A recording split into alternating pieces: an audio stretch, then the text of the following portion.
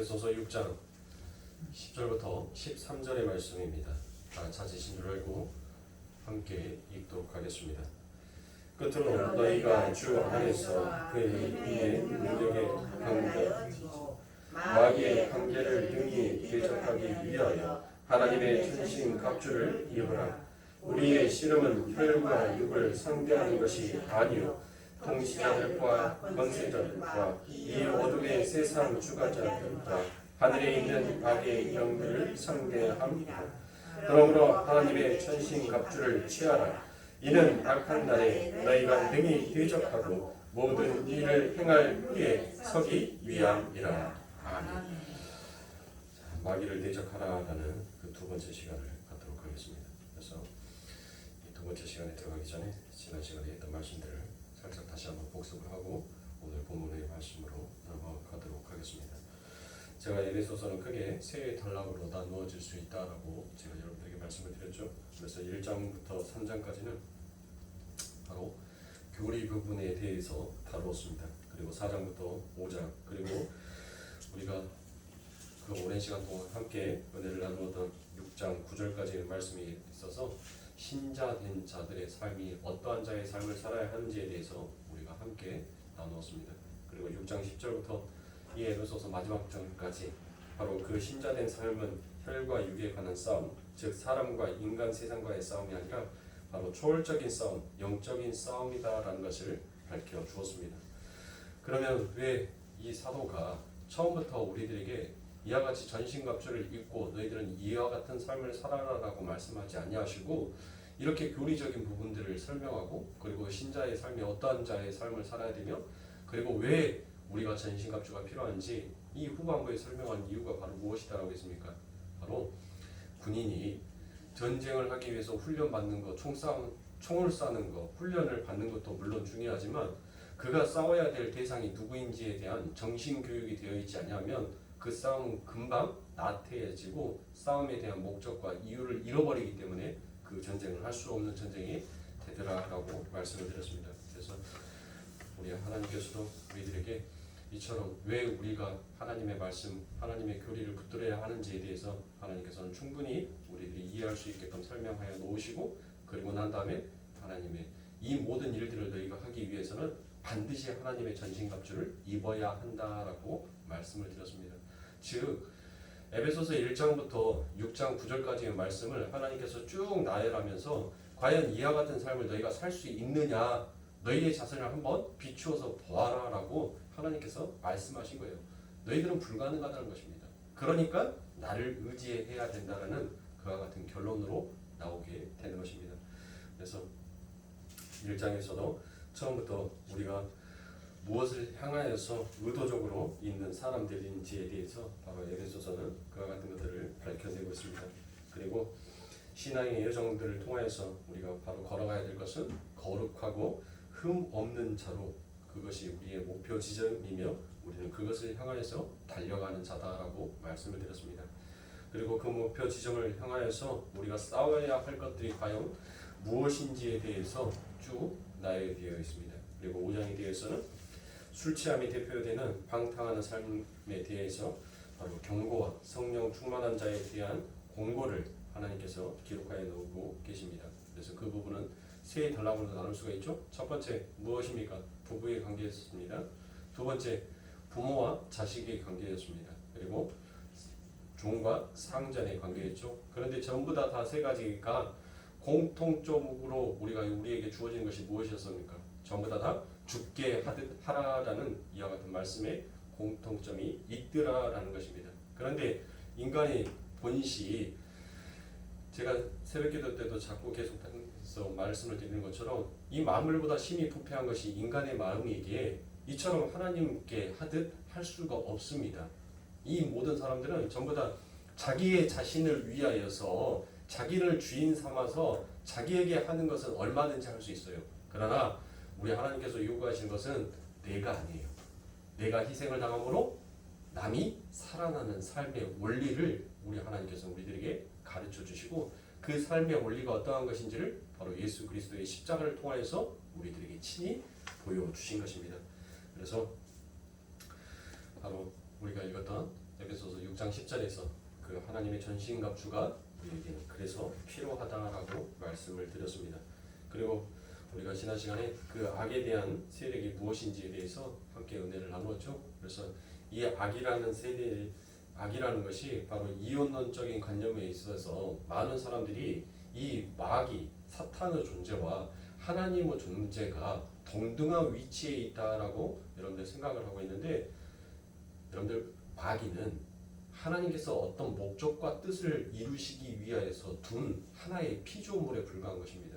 그래서 성경에서 여러 구절에서 그 하나님이 그 마귀를 어떻게 사용하고 어떠한 방법으로 그를 이용을 하시는지, 어떠한 방법으로 그를 도구 삼고 있는지에 대해서 너무나도 잘 나열을 해놓고 있습니다.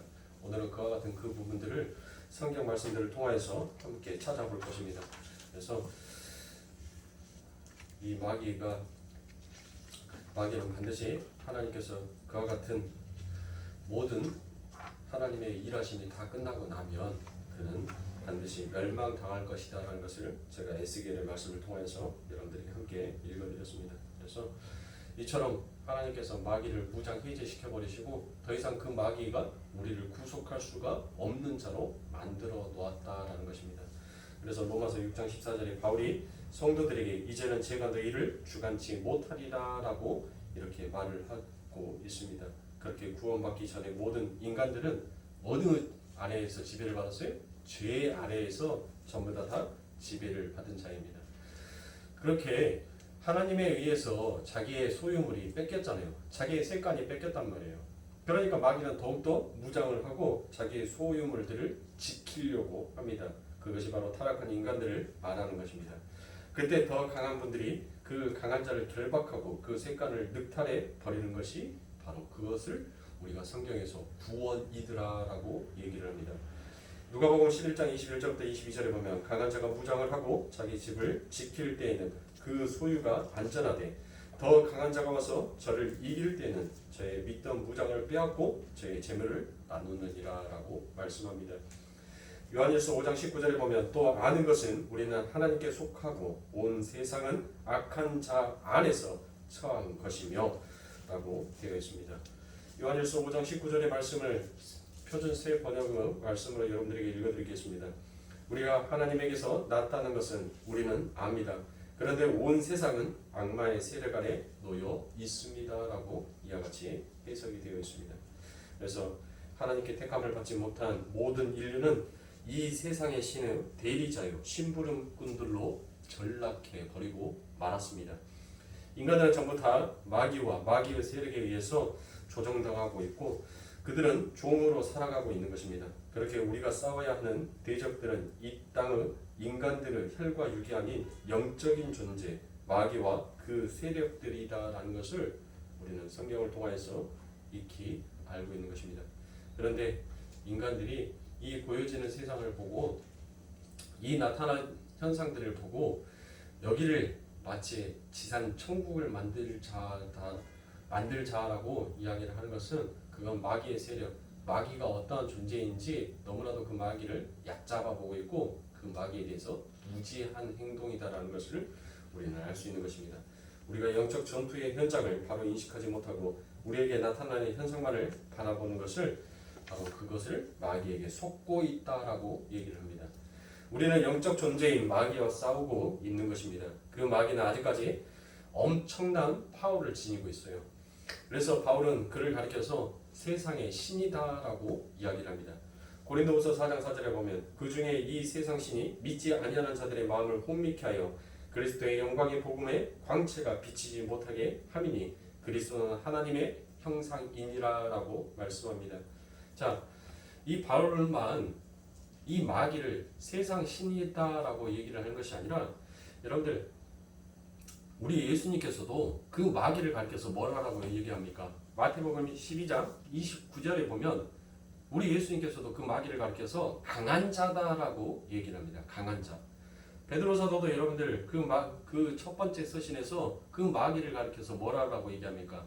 우는 사자다라고 얘기합니다.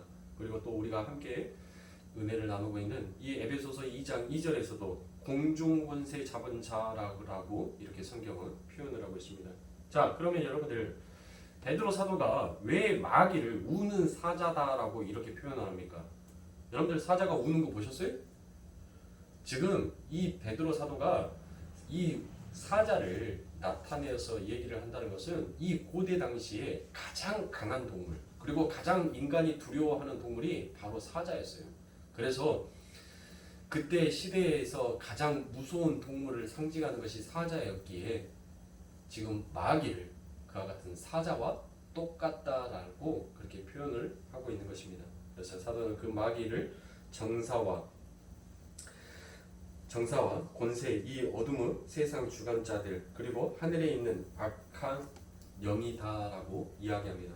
여기에서 정사라고 되어 있는 것이 그게 바로 알케라는 것인데, 이 알케라는 것은 특별한 지역을 다스리는 마귀의 졸개들을 가리키는 것입니다. 그러니까 마귀의 세력들도 뭐가 있는 거예요? 질서와 체계가 있더라라는 것입니다. 그와 같은 질서와 체계를 가지고 여러분들 이 세상을 다스리고 있는 것입니다.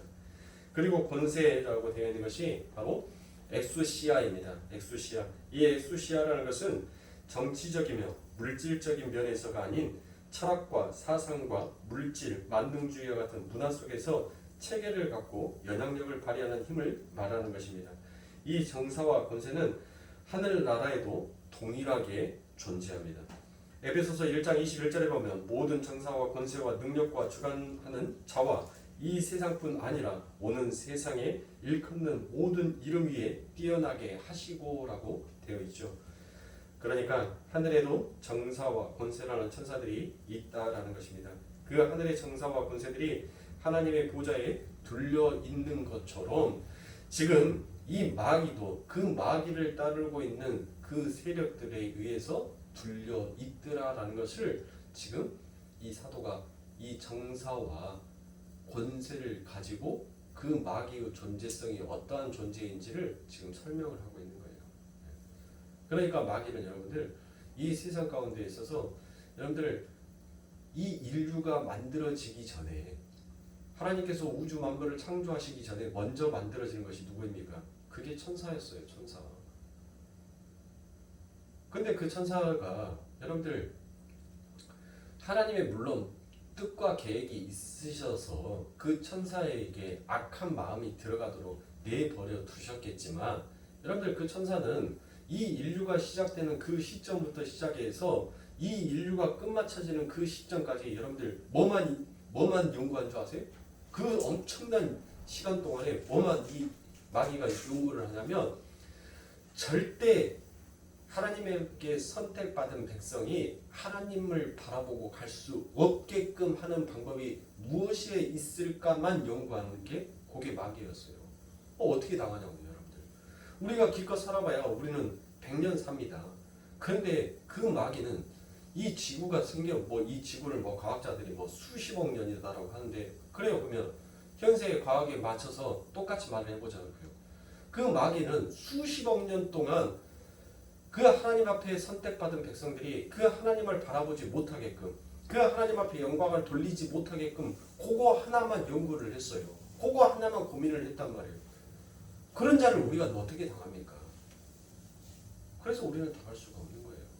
그래서 우리에게는 지금 사도가 그래서 너희들에게 뭐 한다는 거예요? 그 전신갑주가 필요하다라고 얘기를 하는 것입니다. 그러니까 사랑하는 성도님들, 오늘 본문 말씀에 주어진 주제는 큰 주제는 에베소서 6장 10절에 전신갑주, 하나님의 전신갑주를 입자. 그것을 하나님의 전신갑주를 우리에게 필요하다라는 것을 지금 제가 여러분들에게 설명드리기 위해서 이 마귀의 권세에 대한 것들을 세부적으로 여러분들에게 말씀드리고 있는 것입니다. 자, 세 번째로 사도는 마귀를 이 어둠의 세상 주관자라고 부릅니다. 여기에서 세상이다라고 되어 있는 것이 바로 헬라어로 아이온입니다.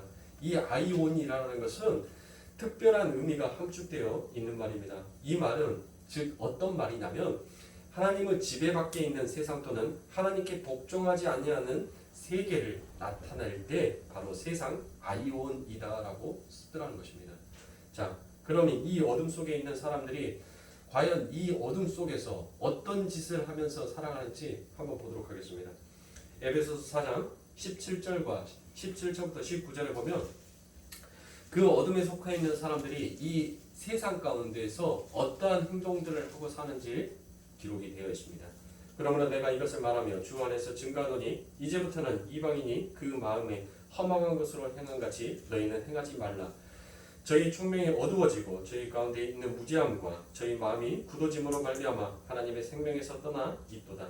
저희가 감각 없는 자가 되어 자신을 방탕에 방임하여 모든 더러운 것을 욕심으로 행하되라고 되어 있습니다. 그러니까 여러분들 보십시오. 이 세상 아이온 하나님 밖에 있는 자들은 전부 다 뭘로 행하더란 것이에요. 욕심으로 행하더란 것이에요. 욕심.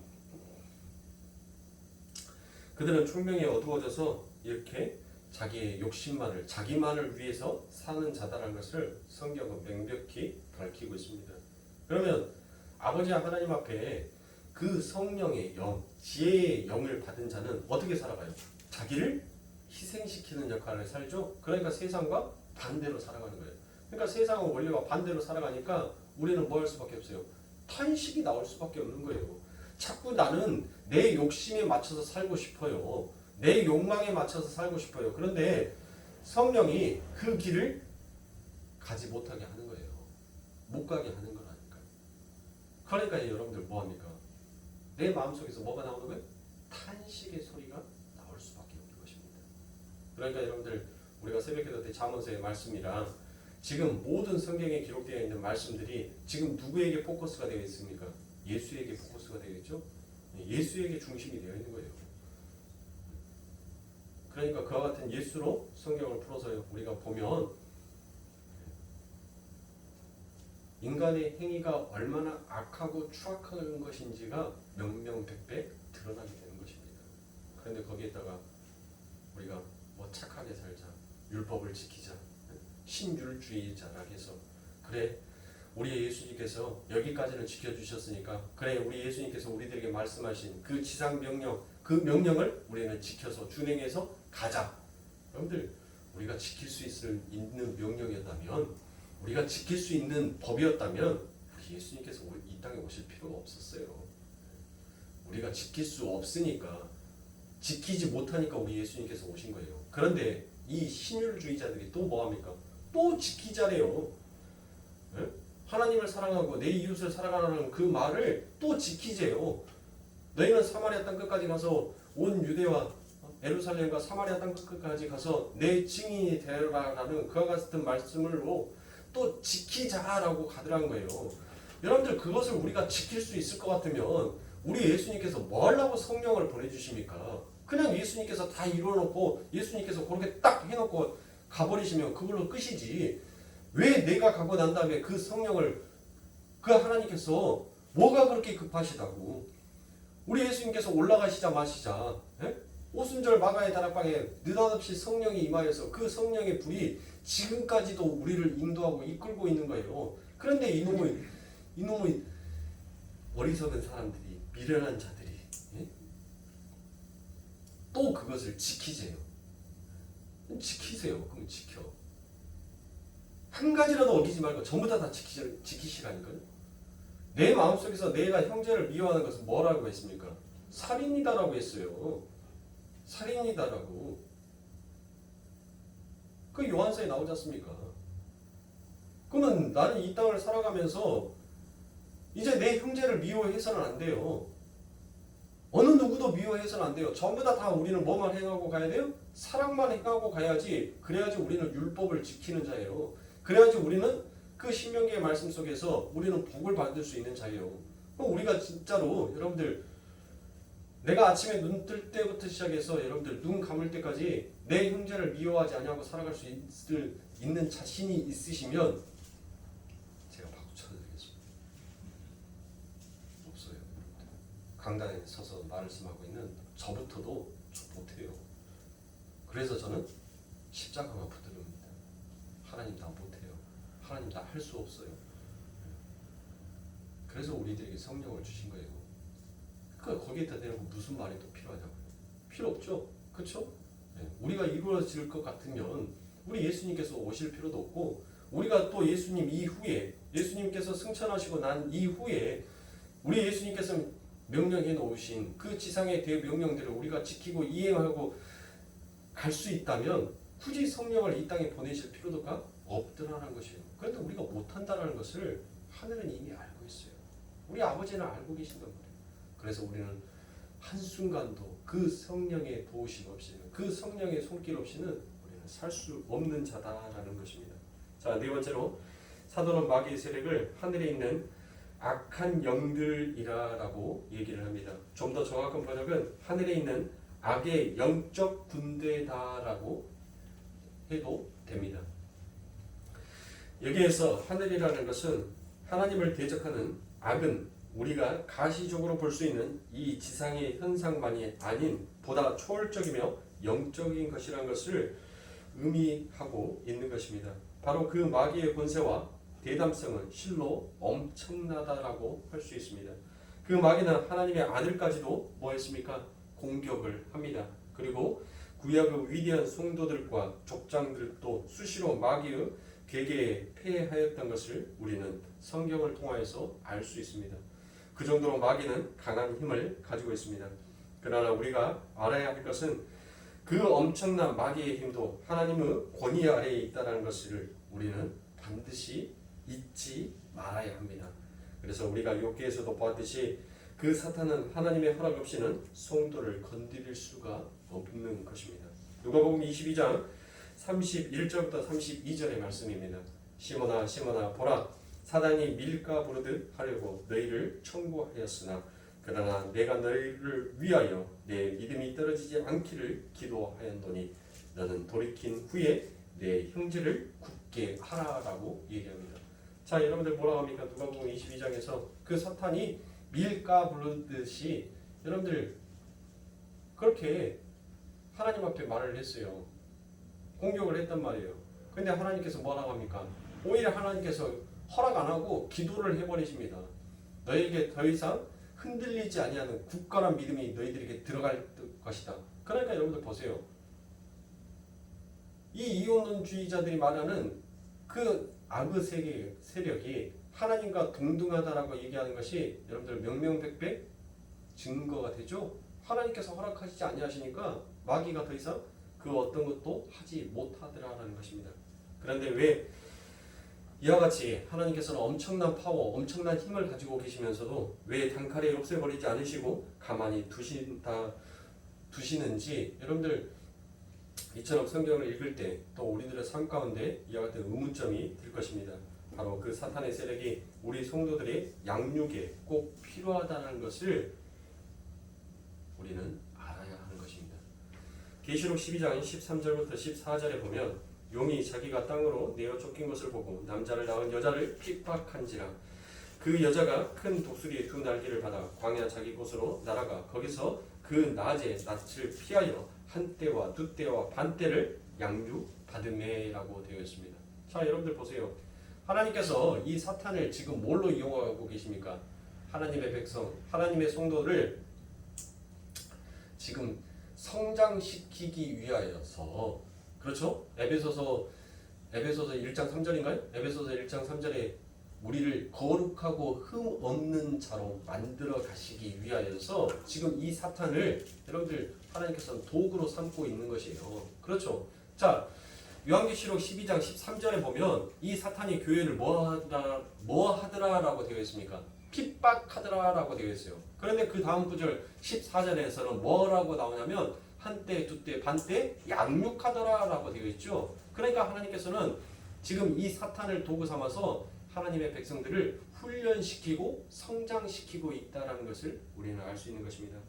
그러면 그 마귀의 세력은 과연 어디까지 이 인간의 세상에 영향을 미칠 수 있을까라는 그와 같은 여러분들의 생각이 드시죠? 그러면 여러분들 그와 같은 생각이 들 때는 야, 사탄의 그 힘이 그러면 과연 어디까지 미칠 수 있느냐라는 누군가가 그와 같은 질문을 한다면 그분에게 속 시원하게 말하시면 돼요. 뭐를 읽으라고요? 욥기를 읽어봐라 라고 얘기하면 됩니다. 그러면 그 욥기를 읽어보면 그 사탄이 가지고 있는 그 정사와 권세가 얼마나 대단한 것인지를 여러분들 볼 수 있어요. 자, 욥기서 1장 16절부터 19절에 보면 그가 아직 말할 때 또 한 사람이 와서 고하되 하나님의 불이 하늘에서 내려와서 양과 종을 살라 버렸나이다. 나만 홀로 필요한 고로 주인께 구하러 왔나이다. 그가 아직 말할 때에 또 한 사람이 와서 구하되 갈대아 사람이 세 떼를 지어 갑자기 약대에게 달려들어 그것을 빼앗으며 칼로 종을 죽였나이다. 나만 홀로 필요한 고로 주인께 구하러 왔나이다. 그가 아직 말할 때에 또 한 사람이 와서 구하되 주인의 자녀들이 그 맏형의 집에서 식물을 먹으며 포도주를 마시더니 거친 들에서 태풍이 와서 그 집 내 모퉁이를 치매 그 소녀들 위에 무너짐으로 그들이 죽었나이다. 나만 홀로 피한 거로 주인께 구하러 왔나이다 한지라라고 되어 있습니다. 여러분들 보십시오. 이 사탄의 연장이 어디에까지 미칩니까? 우리가 살고 있는 보여지는 모든 현상에 그 사탄의 힘이 전부 다 미치더라라는 것입니다. 사탄은 번개도 태풍도 동원할 수 있습니다. 사탄은 사람들을 격동하여서 도둑질하고 살인을 하게 만들 수도 있습니다. 뿐만 아니라 짐승들 위에도 그 권세를 부릴 수 있고, 이렇게 사탄은 그와 같은 세상의 그 세력을 바로 자연 현상과 짐승에 이르기까지 이 세상의 모든 영역에서 그 영향력을 발휘하고 미칠 수 있더라라는 것입니다. 그런데 여러분들 한 가지 머릿속에서 잊지 마실 것은 뭐를 잊지 마세요? 제가 처음에도 말씀드렸죠. 이 악은, 이 마귀는 하나님의 피조물이에요. 하나님과 동등됨을 취할 수 있는 자가 아니다라는 것을 여러분들이 반드시 잊으시면 안 돼요. 그러니까 사탄이 이와 같은 많은 권세와 정사를 가지고 있지만 이것도 누구의 허락 안에서? 하나님의 허락 안에서만 그가 이행할 수 있더라라는 것입니다. 물론 그리고 사탄은 인간들이 복음을 받아들이지 못하도록 방해를 합니다. 고린도후서 4장 3절부터 4절입니다. 만일 우리 복음이 가리웠으면 망하는 자들에게 가리운 것이라. 그 중에 이 세상 신이 믿지 아니하는 자들의 마음을 혼미케 하여 그리스도의 영광의 복음의 광채가 비치지 못하게 함이니 그리스도는 하나님의 형상이니라라고 되어 있지 않습니까? 그리고 또한 사탄은 사람 성도들에게 의심의 마음을 공격하기도 하더라라는 것입니다. 마태복음 16장 15절부터 23절입니다. 가라사대 너희는 나를 누구라 하느냐? 시몬 베드로가 대답하여 가라되 주는 그리스도시요 살아계신 하나님의 아들이시니이다. 예수께서 대답하여 가라사대 바요나 시몬아 내가 복이 있도다. 이를 내게 알게 한 이는 혈육이 아니요 하늘에 계신 내 아버지이시니라. 이때로부터 예수 그리스도께서 자기가 예루살렘에 올라가 장로들과 대제사장들과 서기관들에게 많은 고난을 받고 죽임을 당하고 제3일에 살아나게 할 것을 제자들에게 비로소 가르치시니 베드로가 예수를 붙잡고 가나요 가로되 주여 그리 마옵소서 이 일이 결코 주에게 미치지 아니하리이다. 예수께서 돌이키시며 베드로에게 이르시되 사탄아 내 뒤로 물러가라. 너는 나를 넘어지게 하는 자로다. 내가 하나님의 일을 생각지 아니하고 도리어 사람의 일을 생각하는도다 하시고 라고 되어 있습니다. 자, 여러분들 보세요. 지금 이 마태복음 16장은 베드로의 위대한 고백이 나오죠. 그렇죠? 주는 그리스도시요 살아계신 하나님의 아들이십니다라는 이와 같은 엄청난 고백을 하고 난 다음에 사탄이 그의 마음속에 뭐를? 의심의 마음을 불어 넣어버리니까 결코 하나님의 그 일은 일어날 수 없는 일이다라고 여겨버렸던 것입니다. 그래서 우리 예수님께서 베드로에게 뭐라고 얘기합니까? 사단아 내 뒤로 물러가라라고 얘기를 하죠. 그러니까 여러분들 하나님의 백성이 마귀 짓거리 하는 것이 아니라 그 마음에 마귀가 들어가서 마귀의 짓을 하게 만들어 버리는 거예요. 그러니까 베드로가 악한 자가 아니라 그 베드로 마음속에 이 악한 영의 마음이 들어가서 그를 악한 자로, 악행을 범하는 자로 만들어 버리더라라는 것입니다. 그래서 우리 예수님께서 그 베드로 보고 너 사탄아라고 하는 것이 아니라 베드로 그 마음에 하나님의 일하심을 의심하게 만드는 그 마음에 지금 우리 예수님께서는 명하시는 거예요. 우리가 나사렛 주 예수 그리스도의 이름으로 명하노니 귀신아 떠나 가라 라고 얘기하는 것이 아니 사람한테 대놓고 얘기하는 거예요? 아니죠. 그 영에 귀신에 붙잡혀 있는 그 영에게 명령하는 거잖아요. 그러니까 마찬가지예요. 지금 우리 예수님께서도 그 마귀, 의심을 하게끔 만들어버리는 그 마귀에게 우리 예수님께서 명하시는 거예요. 사탄아, 내 뒤로 물러가라, 너 떠나가라라고 얘기를 하는 것입니다. 그래서 혹시 여러분의 신앙생활을 하시다가 의심이 드는 적이 있습니까? 자꾸 그런 의심이 들 때가 있을 때 그게 바로 마귀가 존재한다는 증거를 여러분들은 아셔야 합니다. 또 마태복음 26장 31절부터 34절에 보면 때 예수께서 제자들에게 이르실 때 오늘 밤에 너희가 다 나를 버리리라. 기록된 바 내가 목자를 치리니 양의 떼가 흩어지리라 하였느니라. 그러나 내가 살아난 후에 너희보다 먼저 갈릴리로 가리라. 베드로가 대답하여 가로되 다 주를 버릴지라도 나는 언제든지 버리지 아니하겠나이다. 예수께서 가라사대 내가 진실로 내게 이르노니 오늘 밤 닭 울기 전에 내가 3번 나를 부인하리라. 베드로가 가로되 내가 주와 함께 죽을지언정 주를 부인하지 않겠나이다 하고 모든 제자도 이와 같이 말하니라 라고 되어 있습니다. 그런데 여러분들 보세요. 이 베드로가 뭐합니까? 주님을 부인을 하죠. 왜 부인을 합니까? 나도 저와 함께 죽을까 보다라는 그와 같은 공포심이 그에게 밀려오자 그 주인을 저주하고 그 주인을 부인하더라라는 것입니다. 그러니까 이 마귀는 우리들의 마음속에 뭐를 또 밀어넣을 수 있어요? 그와 같은 공포심도 밀어넣을 수 있는 것입니다. 여러분들 우리는 하나님께서 우리들에게 뭐라고 말씀하셨어요? 너희는 담대하라 라고 말했습니다. 너희는 일어서서 담대하라. 너희는 세상의 빛이니라 라고 말했어요. 여러분들 세상의 빛이 그 어둠을 지나가는데 어찌 그 어둠에게 여러분들 눌려서 무서움과 그와 같은 오싹함을 느낄 수가 있나요? 그렇죠. 그러니까 그 마음을 누가 주는 거예요? 그 마음을 사탄이 주는 것입니다. 사탄이. 우리가 반딧불이라는 말이 아니에요. 너희가 세상의 빛이다라고 하니까 어떤 분이 메일에다가 예수 믿으면 반딧불로 변합니까? 라고 해놨는데 우리가 반딧불이라는 소리가 아니라 우리가 영적인 빛의 자녀가 된다는 것을 그걸 말하는 거예요. 그러니까 이처럼 우리가 이 사탄이 우리들의 마음속에서 그와 같은 공포심도 넣을 수 있는 존재다라는 것을 우리는 알 수 있습니다.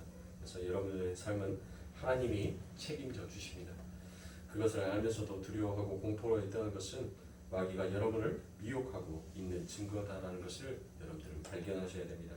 또 마귀는 충동적인 거짓 교훈의 전문가이기도 합니다. 디모데전서 4장 1절에 보면 그러나 세상이 밝히 말씀하시기를 후에 어떤 사람들이 믿음에서 떠나 미혹해 하는 영과 귀신의 가르침을 쫓으리라 하셨으니 라고 되어 있습니다. 거짓 교리와 거짓 가르침은 사탄 마귀의 작품인 것입니다. 요한일서 4장 1절에 보면 사랑하는 자들아 영을 다 믿지 말고 오직 영들이 하나님께 속하였나 시험하라.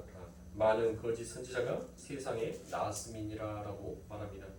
요한일서 2장 18절부터 22절에 보면 아이들아 이것이 마지막 때라 적그리스도가 이르겠다 함은 너희가 들을 것과 같이 지금도 많은 적그리스도가 일어났으니 이러므로 우리가 마지막 때인 줄 아노라. 저희가 우리에게서 나갔으나 우리에게 속하지 아니하였나니 만일 우리에게 속하였더라면 우리와 함께 거하였으려니와 저희가 나간 것은 다 우리에게 속하지 아니함을 나타내려 함이니라. 거짓말하는 자가 누구냐? 예수께서 그리스도이심을 부인하는 자가 아니뇨. 아버지와 아들을 부인하는 자는 하는 그가 적그리스도니라고 되어 있습니다. 그러한 가르침의 배후에는 바로 마귀가 있다는 것을 성경은 우리들에게 명시하여 주고 있습니다. 그리고 또 마귀는 낙심의 영을 사람들에게 부어서 사람들을 무력화시켜버립니다. 그래서 이러한 패배의식을 성도들의 마음에 심어 그들이 영적 성숙을 못하도록 가로막히도록 하더라라는 것입니다. 그러니까 이와 같은 것이죠. 우리가 하나님 앞에 어떤 작정 기도를 했습니다. 그런데 하나님께서 그 작정 기도를 했음에도 불구하고 하나님께서 전혀 일하지 아니하시고 들어주지 아니하시는 것 같아요. 그러니까 그때 성도들은 어떤 말을 합니까? 그래, 난 역시 안 돼. 나는 기도도 안 되고 찬양도 안 되고 나는 뭘 해도 안 되는 사람이야.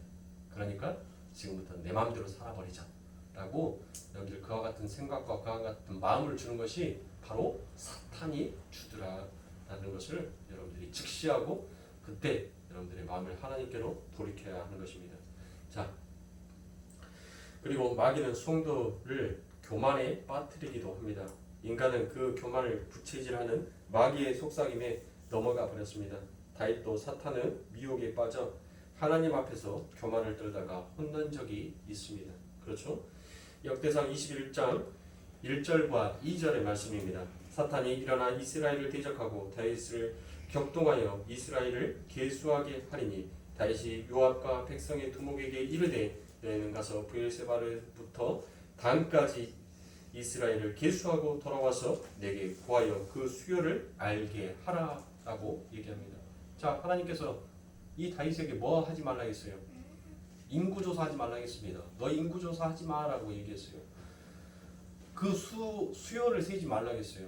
하나님의 일은 많고 적음으로 하는 것이 아니라 하나님께서는 적음에서도 강함을 나타내고 더욱더 강한 곳에서 하나님께서는 약함을 나타낼 수 있는 하나님이시다는 것을 하나님께서 분명히 그 다윗에게 말하였습니다. 그래서 너 인구조사하지 마라라고 하나님께서 얘기를 했음에도 불구하고 이 다윗이 그 마귀가 그의 마음에 교만을 불러 넣어버리니까 그 하나님의 말씀을 아랑곳하지 아니하고 계수를 하게 되더라라는 것입니다. 그래서